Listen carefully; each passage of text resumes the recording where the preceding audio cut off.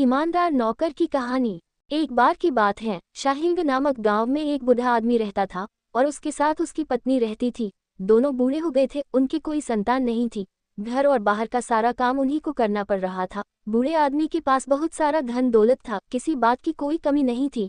रहने के लिए एक खूबसूरत घर और बहुत सारे खेत भी थे, जिनमें वह अकेला ही मेहनत करके पैसे कमाता था। लेकिन उम्र होने के कारण वह अब काम करने के लायक नहीं रहा था।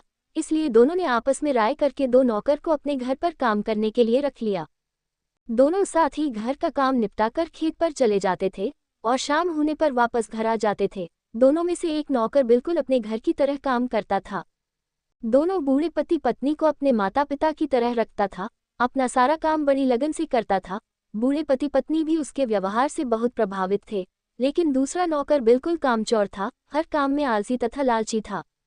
वह हमेशा उस भोले भाले नौकर का फायदा उठाया करता था। एक दिन दोनों पति पत्नी अपने कमरे में बैठे हुए बातें कर रहे थे और उनकी सारी बातें वह लालची नौकर सुन रहा था। वह बूढ़ा आदमी कह रहा था कि एक नौकर बिल्कुल कामचोर है और दूसरा बिल्कुल उसके विपरीत है, अपना सारा काम बड़ी लगन से करता है। हमें अपना सारा कारोबार उसी को सौंप देना चाहिए और उसे अपने बेटे की तरह रख लेंगे और इस आलसी को यहाँ से भगा देंगे। ये बात सुनकर लालची नौकर को बहुत बुरा लगा और किसी भी तरह उस नौकर को बूढ़े आदमी की नज़रों में गिराना चाहता था।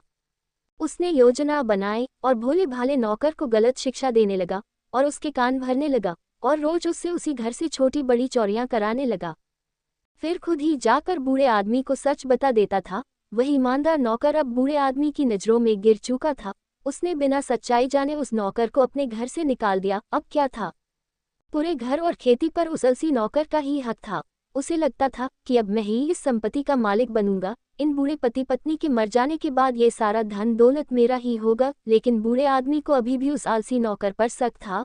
वह उस पर नजर रखता था और धीरे धीरे उसे ईमानदार नौकर की सच्चाई का पता चल गया। उसने उस आलसी नौकर को अपने घर से निकाला और फिर से उस ईमानदार नौकर को अपना बेटा बनाया और उसे अपनी सारी संपत्ति और बुढ़ापे में दोनों को संभालने की जिम्मेदारी सौंप दी और उनका जीवन काफी सुखदायी गुजर रहा था। उसने उन दोनों को सगे माँ बाप की तरह रखा और जो एक बेटा करता वो सब कुछ उसने किया। एक सगे बेटे की तरह अपना फर्ज निभाया।